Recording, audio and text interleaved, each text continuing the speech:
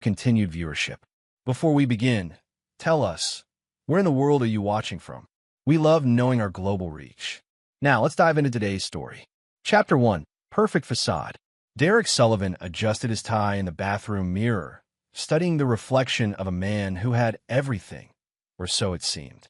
At 34, he owned Sullivan Construction, a mid-sized company that specialized in commercial buildings across 3 states. His calloused hands told the story of a man who'd worked his way up from swinging hammers to signing million-dollar contracts.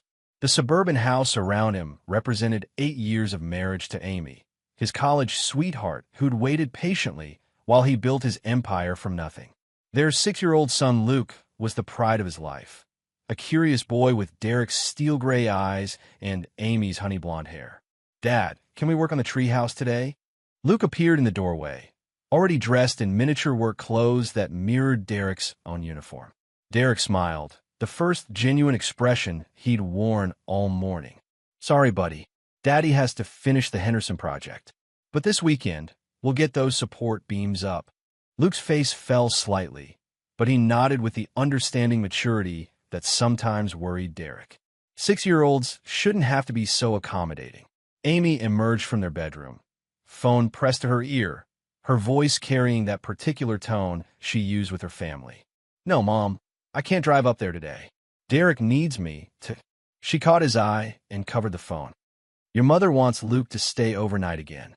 She says Dad's been asking about his grandson." Derek had noticed the increasing frequency of these overnight requests from Amy's parents, Robert and Linda Hartwell. The Hartwells lived an hour north in a sprawling farmhouse that had been in Amy's family for generations. Luke loved visiting his grandparents, but something felt off about the recent pattern. "Tell them next weekend," Derek said, grabbing his keys. "I've got that site inspection in Millbrook today. Won't be back until late." Amy's expression shifted almost imperceptibly. "Actually, honey, maybe it would be good for Luke. He's been cooped up here all week, and you know how much he loves helping Grandpa with the horses." There was an edge of insistence in her voice that Derek couldn't quite place. In the past few months, Amy had been different, distracted, secretive about her phone calls, often mentioning her brother Trevor's frequent visits to their parents' house. Trevor had recently moved back from Seattle after a messy divorce, supposedly to help with the family property. "Please, Dad." Luke tugged at Derek's work shirt. "Grandpa promised to teach me how to curry the horses properly." Derek studied his wife's face, noting the way she avoided his direct gaze. 8 years of marriage had taught him to read her subtle signals, and right now, every instinct screamed that something was wrong. But Luke's eager face made the decision for him. "All right, but you call me before bedtime, okay?" As Derek drove toward his work site, he couldn't shake the feeling that he'd just made a mistake. The Hartwell family had always been close-knit to the point of exclusion. They had old money from generations of farming and land development, and Derek had always sensed their disapproval of Amy marrying a blue-collar man who'd clawed his way up from nothing. His phone buzzed with a text from his foreman. "Henderson site's looking good. We might finish early." Derek made a mental note to surprise Amy and Luke by coming home early. Maybe they could still work on that treehouse. Chapter 2. Shattered Trust. The call came at 3:47 a.m. Derek jolted awake, instantly alert in the way that years of emergency calls from job sites had trained him. Amy's side of the bed was empty, which struck him as odd until he remembered she'd mentioned staying up late to work on some freelance graphic design project. "Dad, it hurts. Please help me." Luke's voice was barely a whisper, thick with tears and something that made Derek's blood turn to ice. In the background, he could hear Amy talking rapidly to someone, her voice strained with panic. "We're bringing him to Mercy General," Amy said when she took the phone. "Derek, something's wrong." He woke up screaming, holding his head. He's not coherent." Derek was already pulling on clothes, his mind racing through possibilities. Head injury, meningitis, poisoning. He'd never heard his son sound so broken, so small. The drive to the hospital blurred past in a haze of red lights and mounting dread. Derek found Amy in the emergency waiting room, her face pale and her clothes disheveled. She looked like she'd been awake all night. "Where is he?" Derek demanded. "Room 4. They're running tests." Amy's voice cracked. Derek, I'm so scared. He was fine when I picked him up from Mom and Dad's. We got home around 9. He had some dinner, watched a movie, went to bed normal time. Then around 3, he just started screaming. Dr. Patricia Reeves, a woman in her 50s with kind but serious eyes, emerged from the examination room. Derek had seen that expression before, the careful neutrality that medical professionals wore when delivering devastating news. Mr. and Mrs. Sullivan, I need to speak with you privately. They followed her into a small consultation room, where Dr. Reeves closed the door and sat across from them. Derek's hands clenched involuntarily. Luke is stable, but I'm very concerned about his symptoms. The neurological signs, combined with some physical evidence we've found, suggest possible traumatic brain injury. There are also traces of what appears to be chemical residue in his system. Chemical residue? Derek's voice was deadly quiet. We're running more tests, but preliminary results suggest exposure to a sedative compound. Given the circumstances, Dr. Reeves paused, choosing her words carefully. I'm required by law to report this. Mr. Sullivan, you need to call the police immediately. The world tilted on its axis. Derek heard Amy gasp, watched her face crumple with what looked like genuine shock and fear. But something nagged at him, a detail that didn't fit. What physical evidence? He asked. Dr. Reeves hesitated. There are marks consistent with restraints on his wrists and ankles. Very faint, but present. And Mr. Sullivan, Luke keeps asking for his real daddy. He seems confused about who you are. Amy made a choking sound. That's impossible. Derek is his father. He's just confused from whatever happened to him. But Derek was already reaching for his phone, his mind working with the cold precision that had built his business from nothing. Someone had hurt his son. Someone had drugged him, restrained him, and done something to make Luke question his own father. And Derek Sullivan was going to find out who. Chapter 3, The Video. 2 hours later, Derek stood in his in-law's driveway flanked by Detective Maria Santos and Officer James Bradley. The farmhouse looked exactly as it always had. White clapboard siding, wraparound porch, Amy's childhood swing still hanging from the old oak tree. But the silence was wrong. No dogs barking, no lights on, no sign of the Hartwells' usual bustling activity. Amy hung back near the patrol car, claiming she felt too sick to go inside. Derek noticed she kept checking her phone with increasing frequency. Mr. and Mrs. Hartwell? Detective Santos called out as she knocked on the front door. No answer. The door was unlocked, unusual for people who live this far from town. Derek followed the officers inside, his construction-trained eyes automatically cataloging details. Dishes in the sink for what looked like last night's dinner. Amy's mother's reading glasses on the kitchen table. Everything normal except for the absence of people. That's when they heard it, the sound of a television playing from the family room. Derek stepped into the doorway and froze. On the 65-inch flat screen, a video was playing on what looked like a continuous loop. The footage was clearly from a hidden camera, high definition and professionally lit. The video showed this very room, filmed 3 days ago, according to the timestamp. Derek watched his son Luke sitting on the familiar couch, but something was terribly wrong. Luke's movements were sluggish, his eyes unfocused. He was talking to someone off camera in a voice that sounded drugged and distant. Tell Uncle Trevor what Daddy does that makes you scared. A male voice encouraged from behind the camera. Luke's drugged voice responded with words that made Derek's vision red with rage. Daddy hits me when I'm bad. He locks me in the closet. He says if I tell anyone, he'll hurt Mommy. The voice behind the camera belonged to Trevor Hartwell, Amy's brother. But it was the female voice that made Derek's world explode. Amy's voice, clear and unmistakable. That's perfect, baby. Now remember, when the police ask you about Daddy, you tell them exactly what you just said. Can you do that for Mommy and Uncle Trevor? Derek's hands shook as he watched his drugged 6-year-old son nod obediently, his small face slack with whatever they'd given him. The video continued, showing Trevor and Amy coaching Luke through multiple rehearsals of false abuse allegations, perfecting their manufactured evidence against Derek. But the worst part came at the end.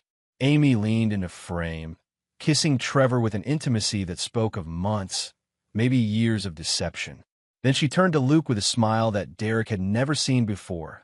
Cold, calculating, predatory. "Don't worry, sweetheart. Once Daddy's gone, you'll have a new daddy who loves you much more." Detective Santos was already on a radio, calling for backup and an APB on the Hartwells and Trevor. Officer Bradley was taking notes, but Derek barely heard the activity around him. Everything clicked into place with brutal clarity. The overnight visits that had increased in frequency. Amy's secretiveness about her family.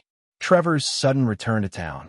The custody documents Derek had glimpsed Amy hastily hiding last month. Luke's recent nightmares and behavioral changes that Derek had attributed to normal childhood growing pains. They've been systematically poisoning his son's mind, drugging him to make him compliant, coaching him to lie about abuse that never happened. All to steal Luke away and destroy Derek in the process. Amy appeared in the doorway behind them, and Derek turned to face his wife of 8 years. The woman who had stood beside him as he built everything from nothing. The woman who had given him the most precious thing in his life, only to try to take it away with lies and manipulation. "Derek, I can explain," she began. Derek's voice, when it came, was quieter than a whisper and more terrifying than a scream. "Don't." Detective Santos stepped forward. "Mrs. Sullivan, I need you to come with me. We have some questions." As the detective led Amy away, Derek stared at the frozen image on the television screen, his son's drugged, confused face looking directly at the camera. Luke had trusted these people. Derek had trusted these people. Derek Sullivan had built his fortune on a simple principle. Measure twice, cut once. Be thorough, be precise, and never make the same mistake twice. As he watched the patrol car disappear down the driveway with his wife in the back seat, Derek began planning with the same meticulous attention to detail that had made him millions. They had hurt his son. They had betrayed his trust. They had tried to destroy his life with lies. Derek Sullivan didn't believe in forgiveness. He believed in consequences. And consequences, he decided, were about to become very, very expensive for everyone involved. Chapter 4. The Builder's Foundation. Derek sat in the sterile hospital room, watching Luke sleep, the boy's small hand dwarfed by his father's calloused palm. The sedatives were slowly leaving Luke's system, but the psychological damage would take longer to assess. Dr. Reeves had explained that recovered memory therapy might be necessary, that Luke's confusion about reality versus the coached lies could persist for weeks or months. Derek's phone buzzed constantly. Reporters who'd somehow gotten wind of the story, concerned employees, his lawyer Marcus Reed, demanding updates. Derek ignored them all. Right now, only two things mattered: Luke's recovery and the meticulous planning of what came next. The irony wasn't lost on him. Derek had spent years building a reputation as a man who finished what he started, who never backed down from a challenge, who solved problems with systematic precision. Now, he would apply those same skills to a very different kind of construction project. Derek's journey to success hadn't been gentle. Born to a single mother who worked 3 jobs to keep them housed, he learned early that the world respected strength and crushed weakness. His mother, Sarah Sullivan, had died when Derek was 19, leaving him with nothing but her work ethic and a bone-deep understanding that survival meant being harder than everyone trying to tear you down. He'd built Sullivan Construction from a single pickup truck and a toolbox, taking on jobs that established contractors wouldn't touch, the dangerous ones, the impossible deadlines, the clients who'd burned every other builder in town. Derek delivered anyway, building his reputation on the principle that his word was concrete, unbreakable once set. Amy had entered his life during his 3rd year of business school, a night program he attended while working construction during the day. She was everything he wasn't: refined, educated, from a family with generational wealth and social connections. She claimed to love his authenticity, his work-worn hands, his refusal to pretend he was anything other than what he was. For 8 years, Derek had believed that love was real. He'd worked 16-hour days to give Amy the life she'd grown up with, to prove himself worthy of the Hartwell family's acceptance. He'd built their dream house with his own hands, installed every fixture, sanded every piece of trim. He'd thought he was building a foundation for their future. Instead, He'd been building a prison for himself. Luke stirred, his eyes fluttering open with the confused awareness of a child waking in an unfamiliar place. "Dad, I'm here, buddy." Derek squeezed his son's hand gently. "How are you feeling?" "My head hurts, and I had weird dreams." Luke's voice was stronger now, more like himself. "Dad, why did Uncle Trevor give me that nasty medicine? It made everything fuzzy." Derek's jaw clenched, but he kept his voice calm. "Uncle Trevor made some bad choices, Luke, but he's not going to hurt you anymore. I promise." "Is Mommy in trouble?" The question was innocent, but Derek heard the undercurrent of a child trying to process betrayal by people he trusted. "Mommy made some bad choices too," Derek said carefully, "but you don't need to worry about any of that. Your job is just to get better." After Luke fell back asleep, Derek stepped into the hallway and finally returned Marcus Reed's calls. Marcus had been his lawyer since the early days of the business, a sharp-minded man who understood that sometimes the law and justice weren't the same thing. "Derek, I've been watching the news coverage. This is a nightmare, but we can work with it. The video evidence is powerful, and with Luke's medical records showing drug exposure, we can nail Amy and her family for child endangerment, conspiracy, false accusation." "I don't want them nailed," Derek interrupted quietly. "I want them destroyed." Silence on the other end. Marcus had known Derek long enough to recognize the difference between anger and cold, calculated intent. "Derek, I understand you're angry, but we need to be smart about this. The legal system will. The legal system will give Amy probation and court-ordered therapy. Trevor will get a few years, maybe less with good behavior. The Hartwells will claim they were manipulated by their son and daughter. And I'll spend the next decade in family court fighting for custody while Luke grows up traumatized by this mess." Derek looked through the window at his sleeping son. "That's not acceptable. What are you thinking?" Derek smiled, but there was nothing warm in it. "I'm thinking about construction, Marcus. When you're building something meant to last, you don't just focus on what people can see. The real work happens in the foundation, underground, invisible, but absolutely critical. If the foundation fails, everything above it comes down." Marcus was quiet for a long moment. "I can't be part of anything illegal, Derek." "You won't be. In fact, legally, you're going to make sure everything I do is completely above board. I need you to file for emergency custody, restraining orders, asset protection, the works. By the time you're done, I want every legal protection possible for Luke and myself. And what are you going to be doing while I handle the legal foundation?" Derek's smile turned predatory. "I'm going to remind some people why you don't steal from a builder. We know how to tear things down just as well as we know how to put them up." Chapter 5. Gathering the Crew. 3 days later, Derek sat in the private dining room of Castellanos, an upscale restaurant where he'd closed some of his biggest deals. Across from him sat Vincent Torres, a man whose business card simply read problem solver, but whose reputation in certain circles was far more specific. Vincent was 42, impeccably dressed, and possessed the kind of calm demeanor that came from handling situations that would break lesser men. Derek had first met him 5 years ago when a competitor had tried to sabotage a major project with false safety violations and bribed inspectors. Vincent had made that problem disappear so thoroughly that Derek's competitor had quietly left the state. "I heard about your family situation," Vincent said, cutting into his steak with surgical precision. "Terrible thing, using a child like that. In my culture, such behavior would be addressed definitively." Derek appreciated that Vincent never minced words or pretended to be something he wasn't. "I'm not looking for anything permanent, Vincent. Not yet. But I need some people hurt in ways that matter to them." "Hurt how? Financially? Professionally? Physically?" "All of the above, but carefully orchestrated. Amy and Trevor think they're clever, but they're amateurs. They made one critical mistake. They assumed I'd roll over and play the victim." Vincent smiled approvingly. "What do you need?" Derek slid a thick folder across the table. "Complete financial records for Amy, Trevor, and the Hartwells. Every bank account, every investment, every asset.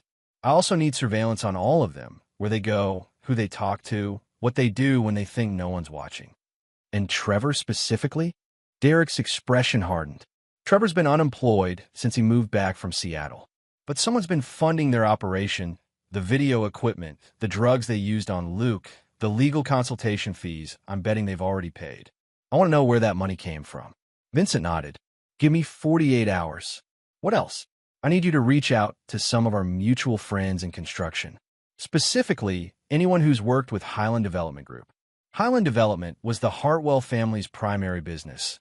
They'd been buying and developing rural properties for 3 generations.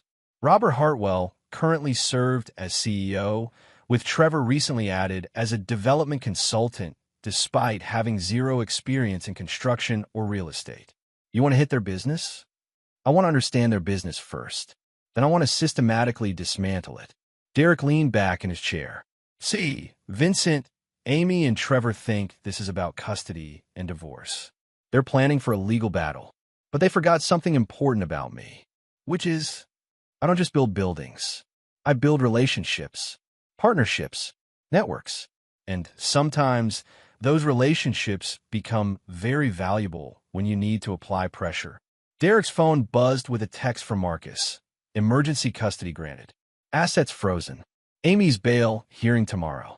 There's one more thing, Derek said, pocketing his phone. I need a message delivered to Trevor. Nothing threatening, nothing traceable. Just educational. Vincent raised an eyebrow. Trevor thinks he's safe because he hasn't been arrested yet. He's probably planning his next move, maybe thinking about fleeing. I want him to know that running won't help him. That nowhere is far enough. What kind of message? Derek pulled out his business card, and wrote something on the back before sliding it across the table. Vincent read it and smiled. The card read, Foundations are meant to last forever. Deke.s. Cryptic, Vincent observed. Trevor will understand. He's been hearing about my construction projects for years at family dinners. He knows what happens when you build on unstable ground. Vincent pocketed the card. Anything else? Derek stood and dropped several $100 bills on the table. Yes, I want you to find out everything you can about Amy's activities over the past year. Phone records, travel history, credit card statements. She's been planning this for a while, which means there's a paper trail. You think there's more to discover? Derek's smile was cold as winter steel. Vincent, you don't drug a 6-year-old and coach him to lie about abuse on a whim. This was planned, methodical, and sophisticated, which means Amy and Trevor had help, professional help. And when we find out who helped them, Derek headed for the door, his answer floating back over his shoulder like a promise and a threat. Then we expand the foundation. Chapter 6, Setting the Charges. The abandoned warehouse on the outskirts of town had been one of Derek's first major acquisitions, a hulking steel and concrete structure that he'd planned to convert into luxury lofts. Tonight, it served a different purpose. Tonight, it was his war room. Derek stood before a wall covered in photographs, documents, and connecting strings that would make a detective proud. 5 days of Vincent's investigation had yielded more than Derek had hoped for and worse than he'd feared. Amy's betrayal ran deeper than adultery. The financial records showed a pattern of systematic theft dating back 14 months. She'd been siphoning money from their joint accounts, liquidating investments, even taking out loans against Derek's business assets using forged signatures. The total amount approached $340,000. But the money was just the beginning. Phone records revealed that Amy had been in contact with Dr. Margaret Ashford, a child psychologist who specialized in testifying for custody cases. Dr. Ashford's services included memory recovery therapy and trauma assessment, services that could be shaped to support whatever narrative her clients needed. Most damning of all, Vincent had discovered that Trevor wasn't just Amy's brother and lover. He was her partner in a scheme that extended far beyond Derek's family. Show me the Seattle connection again, Derek said to Vincent, who stood beside a laptop displaying financial transactions. Trevor wasn't unemployed in Seattle. He was working for Hartwell Development's Western expansion under a shell company. But here's the interesting part. Highland Development Group has been systematically acquiring properties around your commercial projects. Every major job Sullivan Construction has completed in the past 3 years, Highland has bought adjacent or nearby land within 6 months. Derek studied the map Vincent had created, marking his construction projects with red pins and Highland's acquisitions with blue pins. The pattern was unmistakable. Highland had been following Sullivan Construction's success, positioning themselves to profit from Derek's work without the investment or risk. They've been using insider information, Derek realized. Amy knew about every project before I even submitted bids. It gets worse. Trevor's been photographing your project documents, blueprints, client lists. They've been selling your business intelligence to competitors and using it to position Highland for maximum profit. Derek felt the familiar cold fury that had driven him through every challenge of his life. How much? Conservative estimate? Highland Development has gained approximately $2.8 million in land value appreciation by following your projects, plus another $400,000 in consulting fees they've earned by selling your proprietary information. Derek turned to study another section of his evidence wall, surveillance photos of Trevor and Amy meeting with various individuals over the past month. Who are these people? Vincent pointed to each photo as he spoke. Dr. Margaret Ashford, the child psychologist who would have testified that Luke showed signs of abuse trauma. Detective Raymond Pike, he's been feeding Amy information about the investigation. Judge Patricia Holbrook, she was scheduled to preside over your custody hearing. Scheduled. Vincent's smile was predatory. Judge Holbrook received an anonymous tip about some irregularities in her financial disclosures. She's recused herself from all family court cases pending an ethics investigation. Derek raised an eyebrow. Anonymous tip? Very anonymous. Untraceable, but very well documented. Derek appreciated Vincent's thoroughness. What about Detective Pike? Internal Affairs received a package yesterday containing evidence of Pike's gambling debts and some interesting phone calls with Trevor Hartwell. Pike's been suspended pending investigation. And Dr. Ashford? Vincent's expression grew darker. That's where things get interesting. Dr. Ashford has done this before. Multiple times. Vincent pulled up a file on his laptop. 7 cases over the past 5 years where she's testified that children showed signs of abuse, helping mothers gain custody from fathers. In 6 of those cases, the fathers later committed suicide. Derek felt ice in his veins. They weren't planning to just take Luke. They were planning to destroy me completely. The pattern suggests that Amy and Trevor weren't working alone. This looks like a professional operation, a network that specializes in manufacturing custody cases against wealthy fathers. Derek turned to face Vincent fully. I want names. All of them. I'm working on it. But Derek, this is bigger than your family. If we move too aggressively, too quickly, we might alert the network and lose our chance to take them all down. Derek understood the logic, but his patience was wearing thin. Luke was in therapy, struggling to separate reality from the lies that had been drilled into his head. Amy was out on bail, living with a court-appointed guardian, but still making phone calls to unknown numbers. Trevor had disappeared entirely, last seen crossing into Canada using a fake passport that Vincent's people had somehow missed intercepting. How long? Derek asked. 2 weeks. Maybe 3. I need to trace the full network, identify all the players, and gather enough evidence to destroy them permanently. Derek nodded slowly. Fine. But Vincent, I want insurance. If any of them try to hurt Luke again, if they make any move against my son, I don't care about the network. I'll handle them myself. Vincent studied Derek's face and apparently saw something that satisfied him. Understood. In the meantime, I have a suggestion. I'm listening. Let them think they're winning. Amy's bail conditions allow supervised visitation with Luke. Let her see him. Let her think she still has a chance at custody. People make mistakes when they're confident. Derek's hands clenched involuntarily. The thought of Amy anywhere near Luke made him want to tear the warehouse apart with his bare hands. I know it's hard, Vincent continued, but desperate people are unpredictable. Confident people follow patterns, and patterns can be exploited. Derek looked at the evidence wall one more time, his eyes lingering on a photo of Luke taken before any of this started, his son laughing, innocent, trusting. That boy was gone forever, replaced by a child who flinched when adults spoke in loud voices and asked if his daddy was really going to hurt mommy. Set it up, Derek said finally. But Vincent, while they're following their patterns, I want you to arrange a few surprises for our friends. Nothing illegal, nothing traceable, but I want them to understand that their actions have consequences." "What kind of surprises?" Derek's smile was the kind that had made grown men step aside on construction sites. The kind that remind people why they should be very, very careful about the foundations they choose to build their lives on. Chapter 7, Demolition Day. The message came on a Tuesday morning while Derek was having breakfast with Luke. His son was slowly returning to normal, eating better, sleeping through the night, asking questions about school and friends instead of wondering if his memories were real. The text was from Vincent. "The house of cards is ready to fall. Are you?" Derek had been ready for 2 weeks.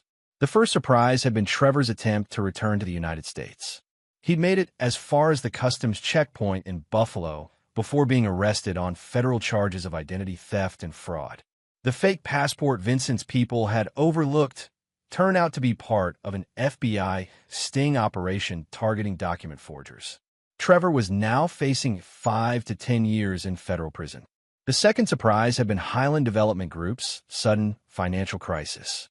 It seemed that several of their major land acquisitions had been made with loans secured by properties that didn't actually belong to Highland.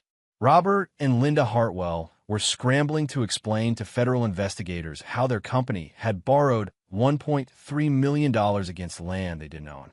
Derek suspected Vincent's creative accounting, but he didn't ask for details.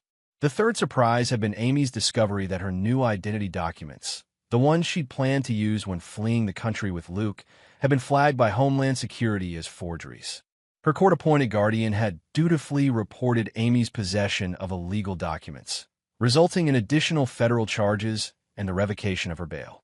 Amy was now sitting in county lockup, finally understanding that her carefully planned escape routes had become dead ends. But today's message from Vincent meant the real demolition was about to begin. Derek dropped Luke off at school personally, hugging his son just a little longer than usual.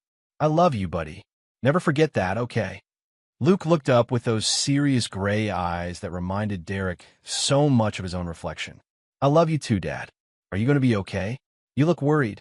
Derek knelt down to Luke's level. "I'm not worried anymore, son. I'm just making sure some bad people can't hurt anyone else." An hour later, Derek sat in the federal courthouse listening to Assistant District Attorney Rachel Morrison outline the case against what she called the most sophisticated family court fraud network ever uncovered in this district. The investigation that Vincent had initiated had metastasized into a federal task force involving the FBI, IRS, and multiple state agencies. Dr. Margaret Ashford's therapeutic practice had been revealed as the centerpiece of a conspiracy that had destroyed dozens of families over the past decade. The scheme was elegant in its cruelty. Identify wealthy fathers in stable marriages, insert operatives to seduce or blackmail the wives, manufacture evidence of abuse using drugs, and coach children, then profit from the resulting custody battles and asset seizures. The network included judges, police officers, child welfare workers, therapists, and lawyers, all working together to systematically destroy innocent men while enriching themselves. Derek watched from the gallery as Amy was led into the courtroom in shackles. She looked smaller somehow, diminished by the orange jumpsuit and the weight of federal charges.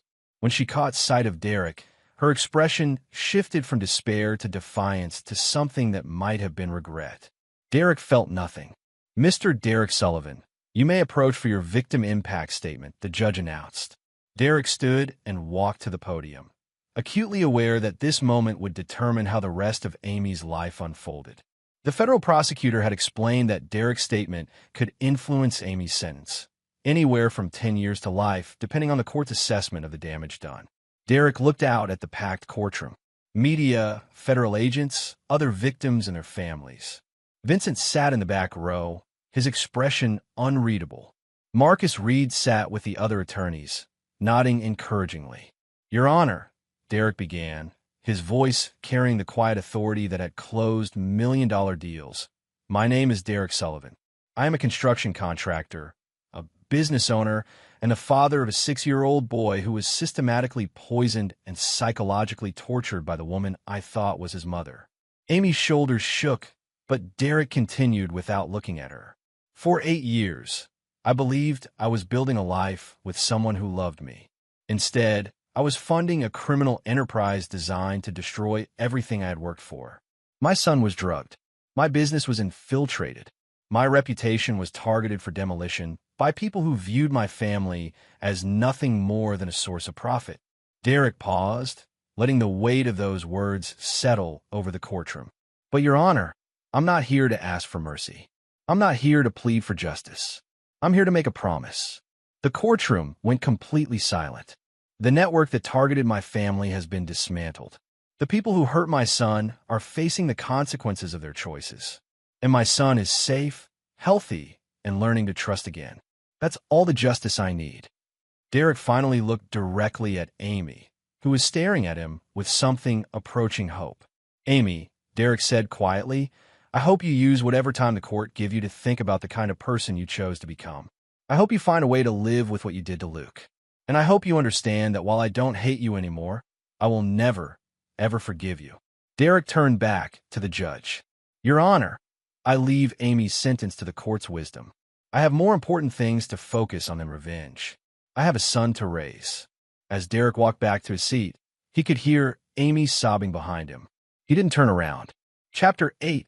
Aftershocks.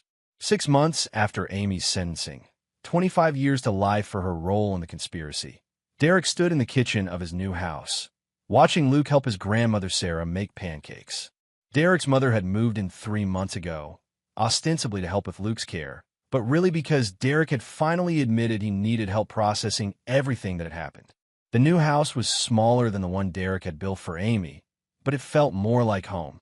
Luke had chosen his own room colors, helped Derek build a tree house that actually got finished, and slowly began acting like a normal 6-year-old again. The therapy had helped. Dr. Jennifer Walsh, a child psychologist with an impeccable reputation and no connection to Dr. Ashford's network, had worked with Luke to separate the manufactured memories from reality. The process had been painful for both father and son, but Luke was healing. Derek's phone rang. Vincent Torres, as usual. Derek, there's something you need to know.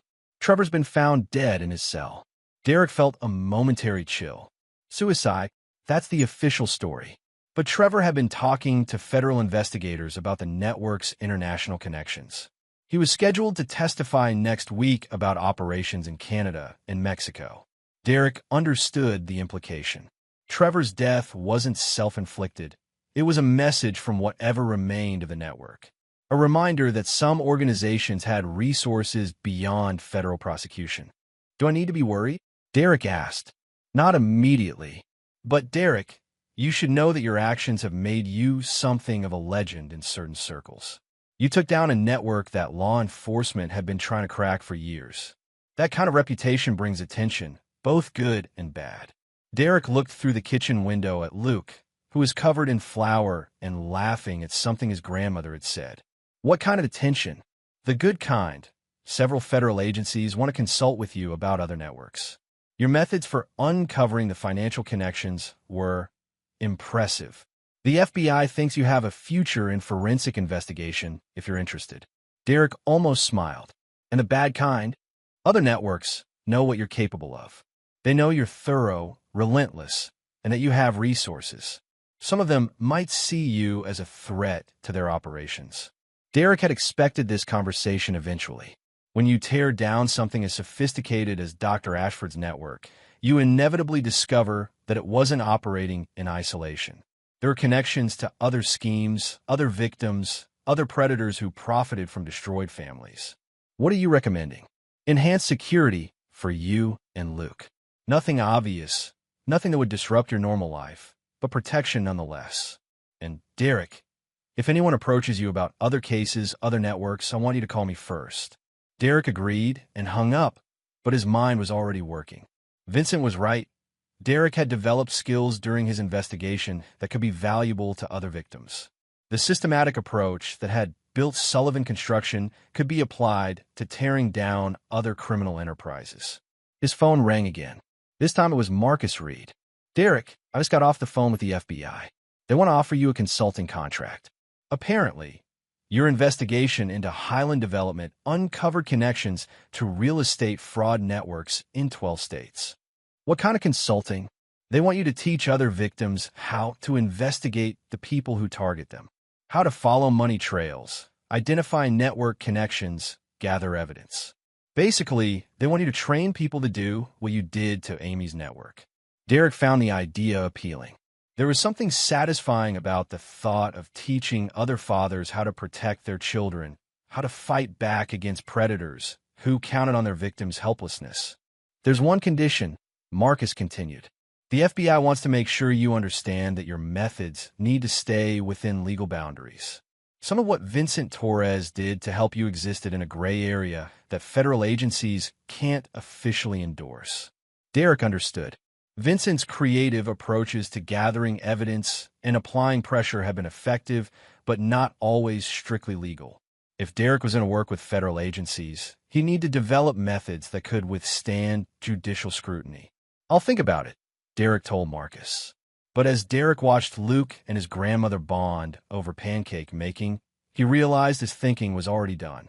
Amy and Trevor had counted on Derek's isolation, his willingness to suffer in silence rather than fight back. They'd assumed that a construction worker couldn't match their sophisticated planning. They'd been wrong about Derek, and Derek suspected they weren't the only ones making that mistake. There were other networks out there, other predators targeting other families. And Derek had learned that sometimes the best defense was a systematically planned offense. Derek walked into the kitchen and ruffled Luke's flour-covered hair. "Hey, buddy, want to help Dad with a new project?" Luke's eyes lit up. "What kind of project?" Derek smiled, thinking about the FBI's offer and all the families who were currently trapped in situations like his had been. "We're going to help some people build better foundations." Chapter 9, Legacy. 2 years later, Derek stood before a conference room filled with fathers, law enforcement officers, and victim advocates. The setting was FBI headquarters in Washington, D.C., and Derek was concluding his presentation on network investigation techniques for targeted families. The room was silent as Derek clicked through the final slides of his presentation. Photos of the 17 networks that had been dismantled using methods Derek had developed and refined. Each network had been similar to Dr. Ashford's operation. Sophisticated criminal enterprises that targeted wealthy men through their families, manufacturing evidence to destroy their victims while profiting from the resulting legal chaos. The key, Derek explained to his audience, is understanding that these operations rely on isolation and intimidation.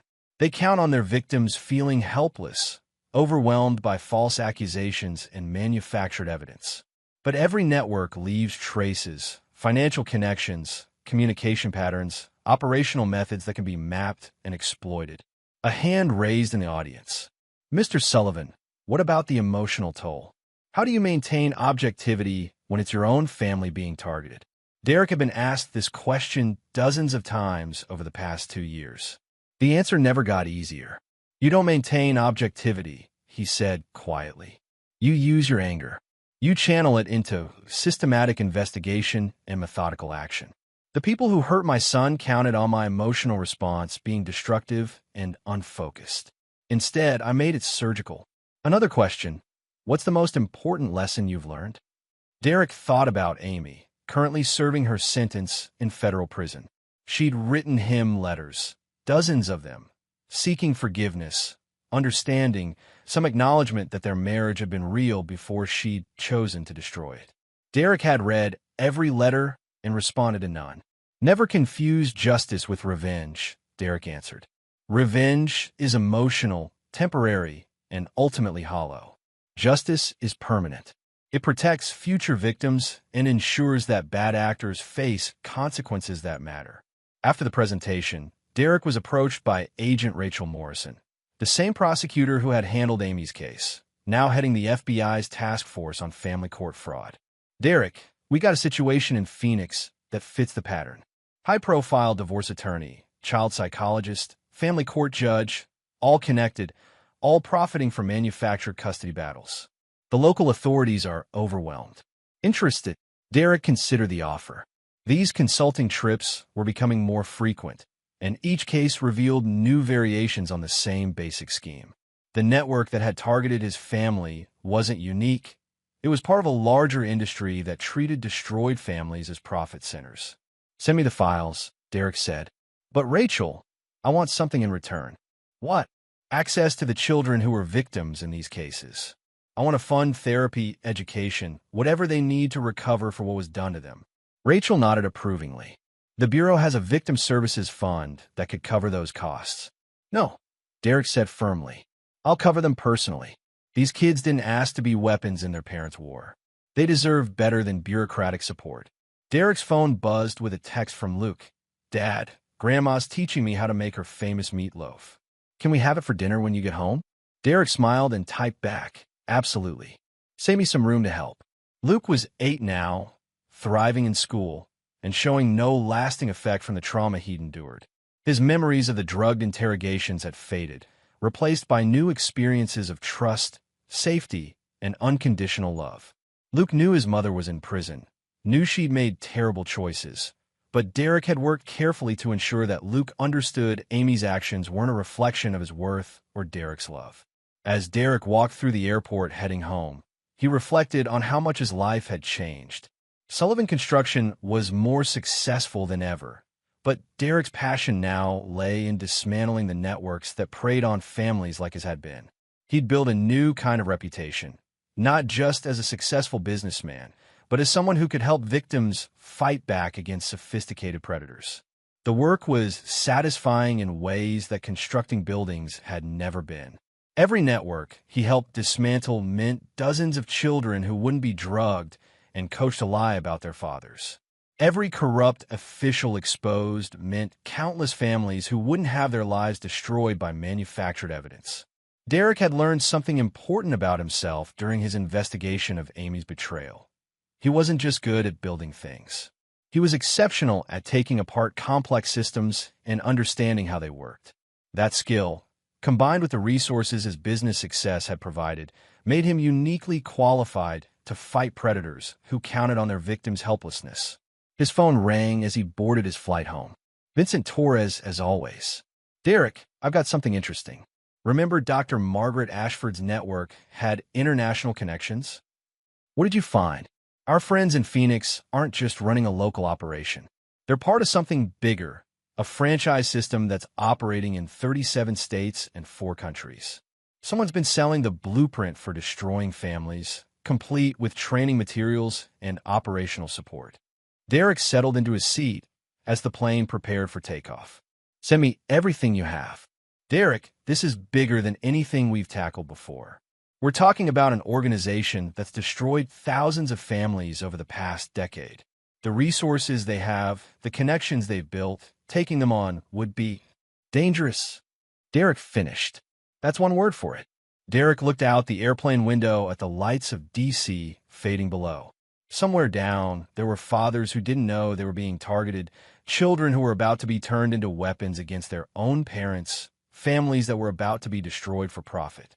2 years ago, Derek would have focused on his own survival, protecting Luke and rebuilding their life together.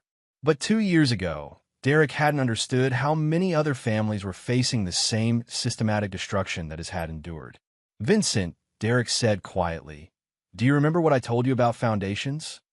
That they're meant to last forever." "That's right.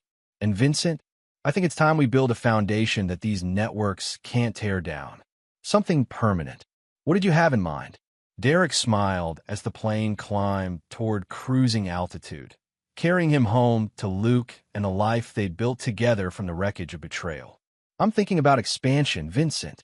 Time to take Sullivan Construction into a new market." "Which market is that?" Derek's voice carried the quiet certainty that had driven him from a single pickup truck to a multi-million-dollar empire. "Justice. And Vincent, I plan to build something in that market that lasts forever." As the plane flew through the night toward home, Derek began planning his most ambitious construction project yet, a systematic dismantling of every network that profited from destroyed families. It would take years, maybe decades. It would require resources, patience, and the kind of methodical precision that had made Derek successful in legitimate construction. But Derek Sullivan had learned something important about himself over the past 2 years. He was very, very good at tearing down structures that needed to come down. And some structures, Derek had decided, deserved nothing less than complete demolition. And there you have it. Another story comes to an end. What did you think? I'd love to hear your thoughts in the comments below. If you enjoy this story, consider joining our community by subscribing. It means the world to us. For more stories like this one, check out the recommended videos on screen. And I'll see you there.